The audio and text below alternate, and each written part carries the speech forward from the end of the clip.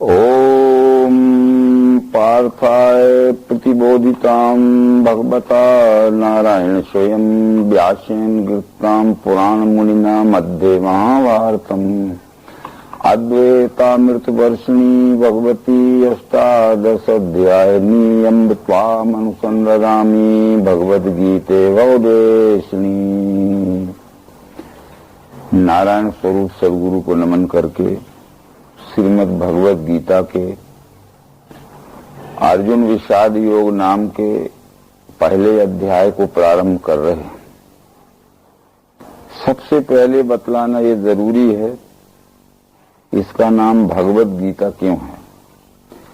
भगवत नाम से विश्वरूप परमात्मा ही जाना जाता है, तो गीता नाम से अनुष्टुप नाम के गीत में विश्वरूप भगवान की पहचान कराई गई है।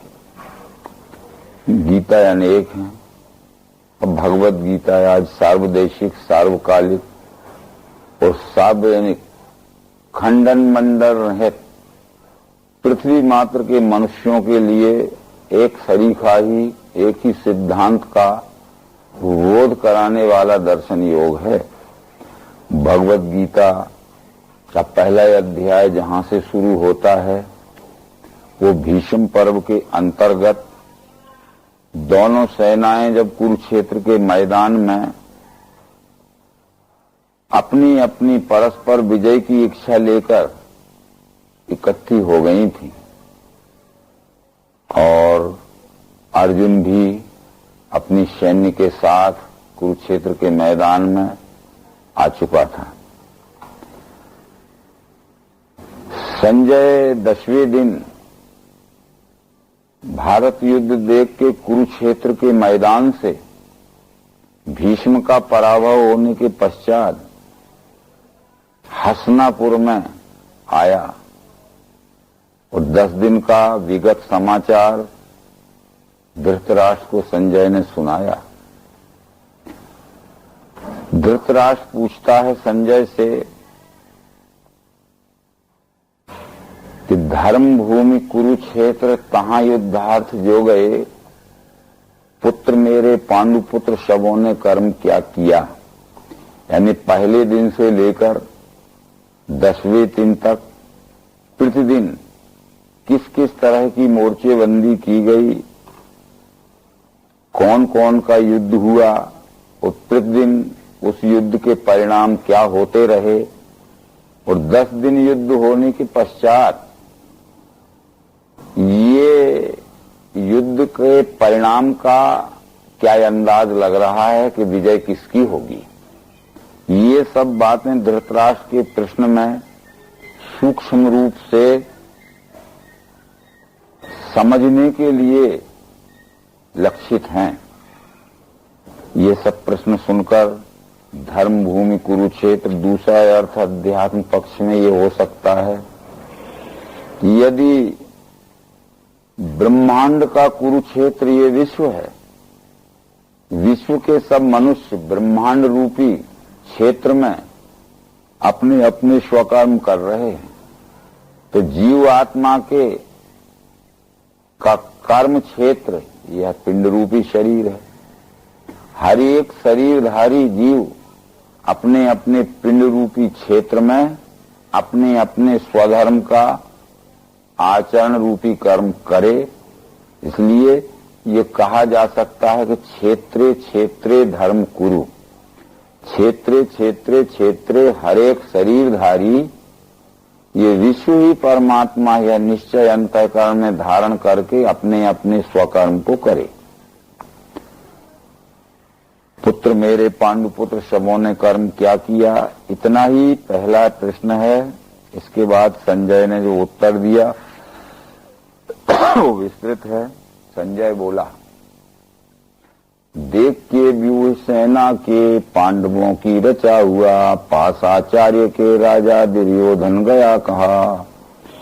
पांडवों की युद्ध की मोर्चाबंदी को देखकर दुर्योधन के मन में ऐसा आया कि इनकी सेना संख्या में तो बहुत कम है, परंतु मोर्चेबंदी इतनी कुशलता से की गई है कि देखने में हमारी सेना से भी अधिक बड़ी मालूम पड़ती है। अपने गुरु द्रोणाचार्य से दुर्योधन कहता है, हे आचार्य लखो सेना पांडवों की विशाल, ये तुम्हारे शिष्य ने व्यूह रचा द्रुपद पुत्र ने। ये बात बतलाने के लिए कि आपका ही शिष्य है द्रुपद का पुत्र धृष्टद्युम्न, और अपने गुरु द्रोणाचार्य के विरुद्ध युद्ध में अपने गुरु वर्ग को और राजा दुर्योधन को भी हराने के लिए कितनी कुशलता से, कितनी उत्साह से इसने मोर्चेबंदी की गई है। ये व्यूह कहते हैं युद्ध की मोर्चाबंदी को। व्यूह अनेक प्रकार के होते हैं, सूचीमुख व्यूह, पतित्र व्यूह, चक्र व्यूह, और अलग अलग प्रकार की मोर्चेबंदी में अलग अलग सैन्य की नियुक्ति की जाती है। धृष्टद्युम्न का द्रुपद पुत्र का नाम लेने का ये मतलब था कि ताकि द्रोणाचार्य को ये उत्तेजना हो कि मेरा शिष्य होके भी धृष्टद्युम्न मेरे विरुद्ध इतनी सुसज्जित और इतनी उत्साहित तैयारी कर रहा है, क्योंकि परिणाम कुछ भी हुआ हो। हे आचार्य, यहाँ सूर्य धनुर्धारी भीम अर्जुन समान ही, योदान विराट आदि द्रुपद राज महारथी, धृष्ट केतु चेकितान काशीराज पराक्रमी, कुंती भोज नर श्रेष्ठ पुरुष से विलको।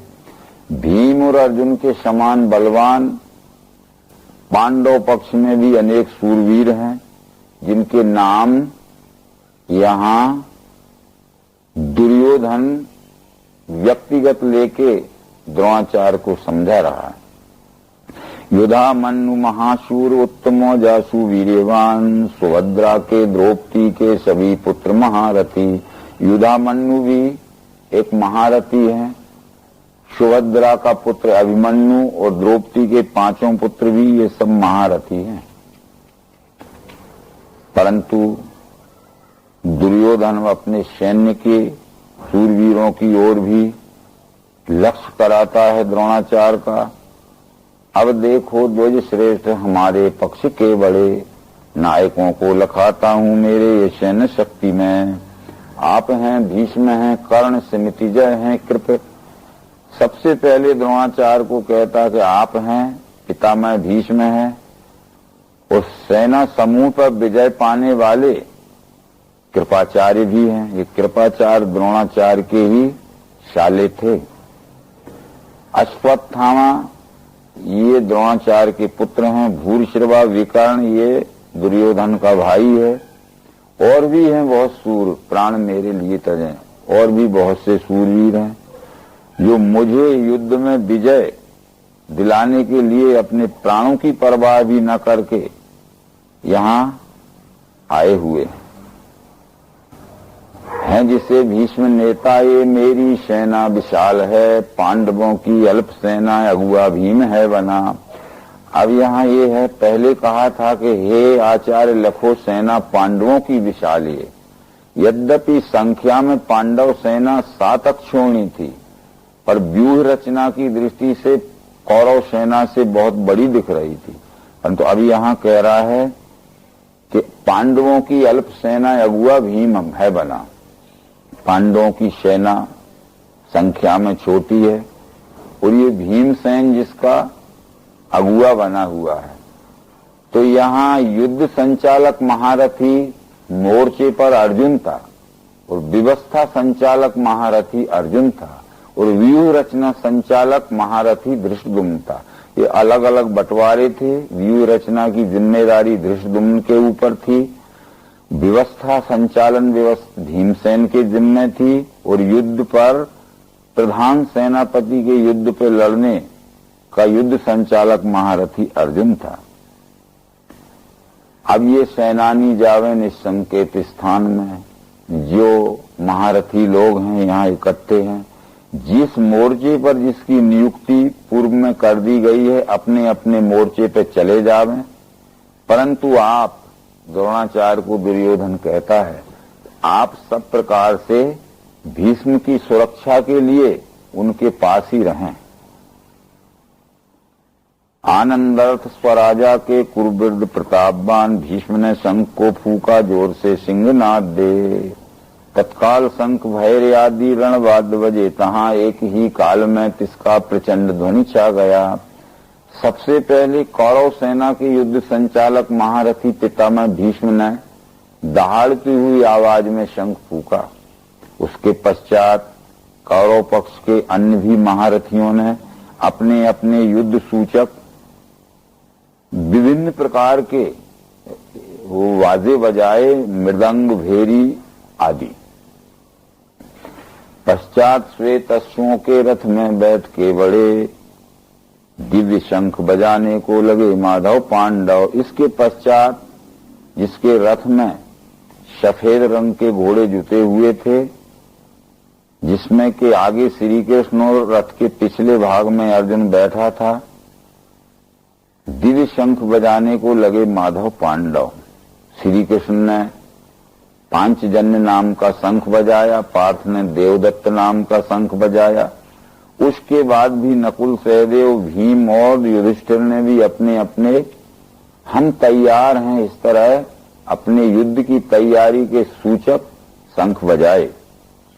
यहां एक प्रश्न आता है कि जब कौरव सेना के युद्ध संचालक महारथी भीष्म हैं और पांडव सेना का युद्ध संचालक महारथी अर्जुन है, तो जब कौरव सेना के युद्ध संचालक महारथी भीष्म ने शंख को बजाया तो उसके प्रति उत्तर में पांडव सेना के युद्ध संचालक महारथी अर्जुन को ही शंख बजाना था, परंतु अर्जुन शंख नहीं बजा रहा है, कृष्ण उसके जवाब में शंख बजा रहे हैं। कृष्ण ने अंतिम संकेत ये करना चाहा था भीष्म को कि दुर्योधन को जिताने की जिम्मेदारी पूरी आपने ले रखी है, इसलिए आप दुर्योधन की ओर से दहाड़ता हुआ शंख फूंक रहे हो, परंतु आपके शंख के प्रति उत्तर में जो जवाब में शंख बजा रहा है वो पांडवों को जिताने की जिम्मेदारी ये शंख बजाने वाले की है। इसलिए अर्जुन नहीं लड़ रहा है, शंख बजाने वाला लड़ रहा है। यानी कृष्ण ये कहना चाहते हैं शंख की आवाज में कि मैं लड़ रहा हूं। यदि अब भी आप समझ रखते हो, बुद्धिवानी रखते हो, तो युद्ध का संकट टल सकता है। ये बात भागवत महापुराण के पहले स्कंद में और महाभारत के शांति पर्व में भीष्म ने कही थी कि मैंने जब शंख बजाया था दहाड़ती हुई आवाज में तो अर्जुन को बजाना था शंख बराबरी वाले को, परंतु सारथी क्यों शंख बजा रहा है, मैं छत्रत्व के उन्माद में, घमंड में ये बात समझ नहीं पाया था। अब बिस्तर पर पड़े पड़े जब मेरे प्राणांत का समय आ गया तो मैं सोचता हूं कि आपने इसलिए शंख बजाया था कि जिम्मेदारी शंख बजाने वाले की होती है। बराबर उस समय में समझ जाता तो संकट टल सकता था। ये सभी ने शंख बजाए। सो घोषधार्थ राष्ट्रों के ये कंपल खाए के पृथ्वी और आकाश के मध्य में गूंजने लगा। तो फिर जो असत पक्ष रहता है, यद्यपि वो कितनी ही हिम्मत करे पर अंदर से भयभीत रहता है। जब पांडव पक्ष की ओर से शंखनाद किया गया तो दुर्योधन आदि धृतराष्ट्र के पुत्रों के मन में बड़ी भयातुर अवस्था हो गई। पश्चात कपिध्वजा वाले पार्थ ने युद्ध के लिए देखा, कौरव हैं, सिद्ध धनुष कर में लिया। इसके पश्चात जिसके झंडे में हनुमान का चिन्ह अंकित था, जैसा कि कुछ महाभारत के भाष्यकार लिखते हैं कि अर्जुन के रथ पे सजीव हनुमान बैठे थे। भगवत गीता से ये बात सिद्ध नहीं होती। अर्जुन के रथ में जो ध्वजा थी वो अर्जुन हनुमान को इष्ट मानता था, इसलिए रथ के ध्वजा में हनुमान का चिन्ह प्रिंट था, अंकित था। हर एक महारथी के रथ की ध्वजा में उसकी पहचान के लिए उसका चिन्ह अंकित होता है। जैसे भीष्म पितामह के रथ में धनुष का चिन्ह था। द्रोणाचार्य के रथ में की ध्वजा में कमंडल का चिन्ह था। कर्ण के रथ की ध्वजा में सर्प का चिन्ह था। इसी तरह अलग अलग चिन्ह थे। तो वो चिन्ह इस बात का सूचक है कि दूर से ही उसके रथ को आता देख के पहचाना जा सके। हनुमान नहीं बैठे थे, उसके झंडा जो कपड़े का होता है उसमें हनुमान का चित्रित था। पश्चात कपि ध्वजा वाले पार्थ ने युद्ध के लिए बोला, कौरव हैं सिद्ध धनुष कर्म, और बोला कृष्ण जी से वाक्य नृत्य अच्युत मध्य में सैन्य के दोनों मेरा रथ खड़ा करो। कृष्ण जी से कहता है अर्जुन कि युद्ध शुरू होने के पहले मेरे रथ को ले चलकर दोनों सेनाओं के बीच में खड़ा करो। मैं स्वयं देखूंगा कौन कौन से महारथियों से मुझे लड़ना है। श्री कृष्ण ने रथ बढ़ाया, मध्य में सैन्य के दोनों रथोत्तम खड़ा किया। अर्जुन ने स्वयं देखने की तो बात कही थी, परंतु अर्जुन देख ही नहीं पाया और कृष्ण जी जल्दी बोल उठे कि बोले भारत ये देखो भीष्म द्रोण महारथी, फौज के सभी राजा साथ में कुरुवंश के, ये सबको तू क्या देखेगा, सबसे पहले भीष्म द्रोण को देख।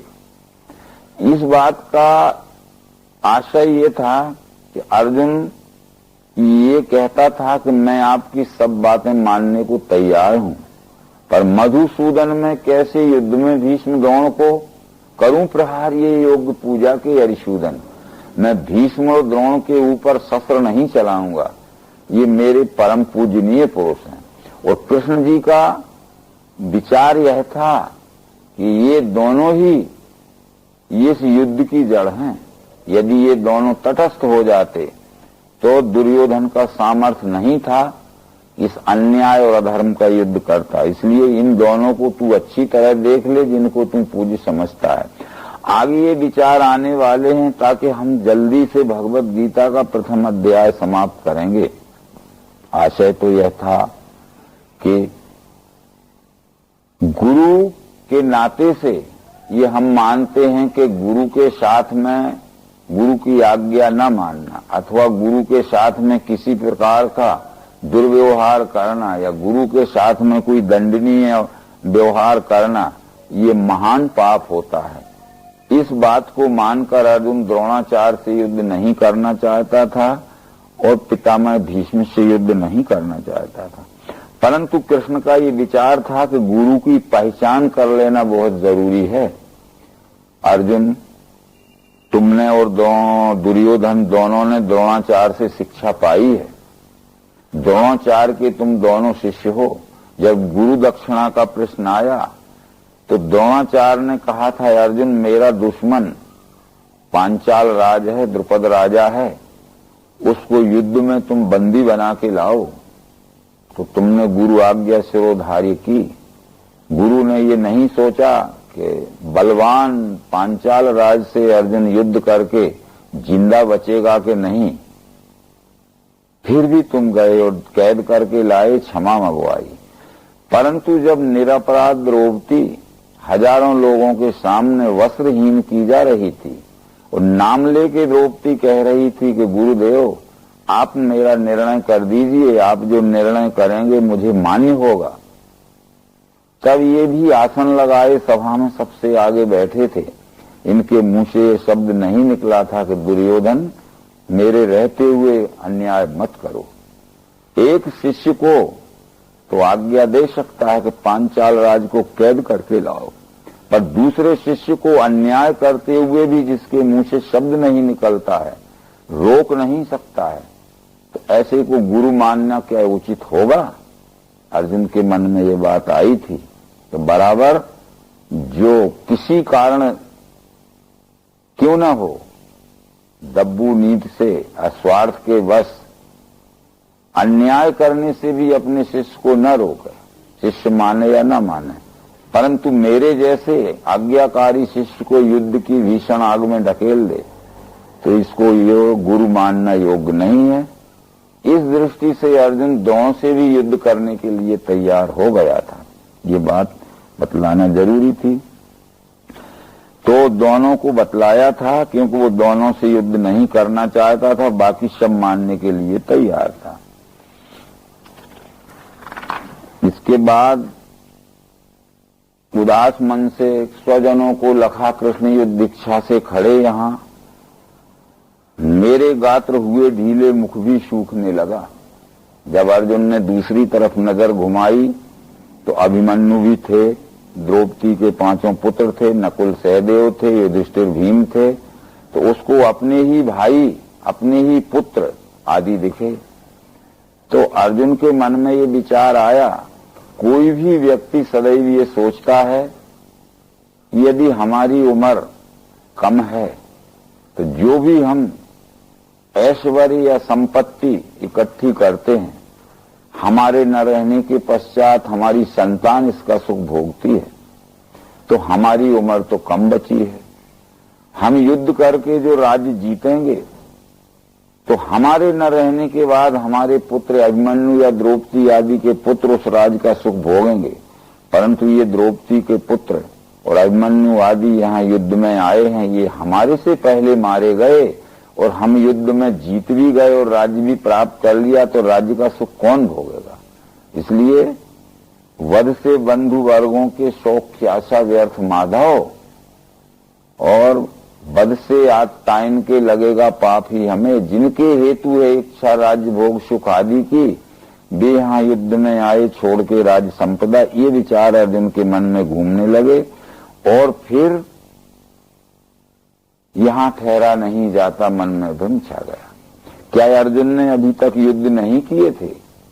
इसके पहले बहुत बड़े बड़े युद्ध किए थे। वनवास के समय में जब भीष्म ने, द्रोण ने और कर्ण ने विराट राज के ऊपर आक्रमण किया था, उस वक्त भी ये ग्रहणला के रूप में था। उत्तर कुमार घबरा गया था और ये भागना चाहता था, तो अर्जुन ने कहा कि भाग भी जाएंगे हम, ये सारथी बन के गया था, तो ये पीछा करके पकड़ेंगे और जान से मार देंगे। इसलिए भाग के मरना ठीक नहीं है, युद्ध में सामना करके मरना ठीक है। तुम लगाम पकड़ो रथ के घोड़ों की और मैं थोड़ा अपना पराक्रम आजमाता हूं। मारे जाएंगे तो युद्ध में मरना है और भाग जाएंगे तो ये पकड़ के मारेंगे। इस तरह युद्ध भी अर्जुन ने वहां किया था। फिर गंधर्वलोक में भी एक युद्ध किया था, पांचाल राज से युद्ध किया था। उस समय अर्जुन के मन में अति दयनीय अवस्था नहीं आई, अर्जुन को मोह नहीं हुआ था। मोह की व्याख्या अध्यात्म शास्त्र में की गई है, जिसको मनुष्य यह वस्तु मेरी है, यह कुटुंब मेरा है, यह मेरे भाई बंधु हैं, यह मेरे पुत्र हैं, मेरेपन की आसक्ति जिस पर रहती है उसको ममता कहते हैं। जिस पर मेरेपन की आसक्ति रहती है, उस वस्तु का जब वियोग हो जाता है या वियोग होने की संभावना रहती है, उससे होने वाले दुख को मोह कहते हैं। तो ये वियोग होने की संभावना थी कि पुत्र आदि मारे जाएंगे, राज्य का सुख कौन भोगेगा, ऐसा युद्ध करने से क्या फायदा। इसलिए इससे अच्छा है कि मैं भिक्षाटन करके जीवन व्यतीत कर लूंगा, परंतु युद्ध नहीं करूंगा। जिनके हेतु इच्छा राज्य भोग सुख आदि की, वे यहाँ युद्ध में आए छोड़ के राज संपदा। आचार्य लड़के श्रेष्ठ और भीष्म पितामह, गुरु मामा, मामा ससुर नाते के साले नाती स्वगोत्र के मारेंगे, ये न मारूंगा मैं इन्हें मधुसूदन, न मारूं लोक इच्छा से। पृथ्वी की बात है कहाँ, यदि तीनों लोक का राज भी मिल जाए तो भी मैं युद्ध करने वाला नहीं हूं। ये भले ही मुझ निशस्त्र अर्जुन को मार दें, फिर केवल हस्तिनापुर के राज्य के लिए इतना बड़ा नरसंहार में नहीं कर सकता। तो ये अवश्य ही भ्रमग्रस्त अवस्था में अर्जुन कह रहा है, बध से आत्तायन के लगेगा पाप ही हमें। ये अत्याचारियों के मारने से हमें पाप ही लगेगा। इससे जो भ्रमग्रस्त अवस्था में अर्जुन के मुंह से प्रश्न निकले, यहां ठहरा नहीं जाता, मन में भ्रम छा गया, वो प्रश्न हम देखते हैं श्लोक नंबर 40 से 46 तक हैं। बस इन प्रश्नों का ही निराकरण पूरे भगवत गीता में है। वो प्रश्न तो आज हमारे भी अंधविश्वास में फंसी हुई, रूढ़वाद में फंसी हुई मानवता के सामने हैं। जो कि अर्जुन के प्रश्न हैं, वो आज भी हमारे मानव जगत के प्रश्न हैं। अर्जुन 40वें श्लोक में क्या कहता है? कुल के नाश से डूबे कुल धर्म सनातन, धर्म का लोप होने से गया कुल अधर्म में, अधर्म स्थिर होने से होवे भ्रष्ट कुल स्त्रियां, तिनके दुष्ट कर्मों से होता है वर्ण संकर, शंकर उत्पत्ति से जावे कुलग्न कुल नरक में, गिरेंगे पुरखा उनके जलपिंड क्रिया बिना, दोषों से ये कुलग्नों के वर्ण संकर कारक, मिटेंगे जाति के धर्म कुल धर्म सनातन, कुल धर्म मिटाने वाले मनुष्यों को जनार्दन नरक की प्राप्ति होती है। सुना है हमने यही, कृष्ण वही महापाप करने हम सिद्ध हैं, राज्य शौक वशी आया स्वजनों के बरार में। अब ये इन अर्जुन के भ्रमग्रस्त विचारों को ही आज मानव जगत के बड़े बड़े परोक्ष ज्ञानी, शब्द ज्ञानी विद्वान भगवत गीता का सिद्धांत मानकर मानव समाज में उन विचारों के संस्कार डालते रहते हैं और मानव समाज उन भ्रमग्रस्त संस्कारों से आज भी खूब सुख दुख के झोल में पड़ी हुई है। अब विचार से देखा जाए कि ये जाति के धर्म और कुल धर्म सनातन धर्म नहीं, अनेक धर्म शताब्दियों में, अर्ध शताब्दियों में बनते मिटते रहते हैं। हमने अभी अभी देखा इसी दशाब्दी या अर्ध शताब्दी में कितने धर्म इस मानव जगत में हो गए। किसी के नाम यद्यपि नहीं लेना चाहिए, परंतु महेश योगी का एक भावातीत धर्म हो गया, रजनीश का एक सेक्स का धर्म हो गया, तो सतपाल महाराज का अलग धर्म है, तो चिन्मय मिशन का अलग धर्म है, तो जय गुरुदेव नाम परमात्मा का उनका अलग धर्म है। हजारों धर्म बन गए, परंतु ये जब विश्वरूप परमात्मा एक है तो एक परमात्मा ने धारण किया हुआ धर्म ही एक हो सकता है। जैसे ये मानव शरीर में रहने वाला जीव आत्मा एक है, तो एक ही जीव आत्मा का एक शरीर में रहने वाला धर्म एक ही होगा, दो तीन धर्म नहीं हो सकते। परंतु विश्व ने धारण किया हुआ धर्म, विश्व की मानवता विश्व धर्म को न समझने के कारण अपने अपने स्वमत की मानिंदी में अनेक प्रकार के मत पंथों को धर्म मानने लगी और इन्हीं विचारों के उत्तर भगवत गीता के अलग अलग अध्यायों में अलग अलग प्रकार से दिए गए हैं, जिनका के आगे स्पष्टीकरण आएगा। तात्पर्य है क्षमावान शस्त्र त्यागी में सशस्त्र धातराष्ट्र, ये मुझको रण में मारे तो भी कल्याण श्रेष्ठ है। रण में पार्थ ने ऐसा कह के शस्त्र हाथ से रख के रथ में बैठा शोक पूरित चित्त हो। इस तरह श्री कृष्ण जी से अर्जुन ने कह कि मैं युद्ध नहीं करूंगा, और हाथ में जो धनुष बाण पकड़ा था वो छोड़ के रथ के पिछले भाग में बैठ गया और कृष्ण जी से यह कह दिया कि मैं युद्ध नहीं कर सकता। बस अब वो विचार जो करेंगे, यद्यपि इनका कई बार अपन स्पष्टीकरण कर चुके हैं। वर्ण संकर शब्द आया, अधर्म स्थिर होने से होवे भ्रष्ट कुल स्त्रियां। अधर्म क्या है कि मैं जो युद्ध कर रहा हूं इसमें जो नरसंहार होगा ये मेरे हाथों से अधर्म होगा, ये मेरे हाथों से कृष्ण वही महापाप करने हम सिद्ध हैं, वो बहुत बड़ा महापाप होगा। जब इस तरह का अधर्म होगा नरसंहार का, तो असंख्य स्त्रियां विधवा हो जाएंगी। असंख्य स्त्रियां जब विधवा होंगी तो उसमें से कुछ ऐसी स्त्रियां होंगी जो अपना सदाचार युक्त नैतिक जीवन नहीं बिताएंगी, उनको दूसरी गृहस्थी बनाना पड़ेगी।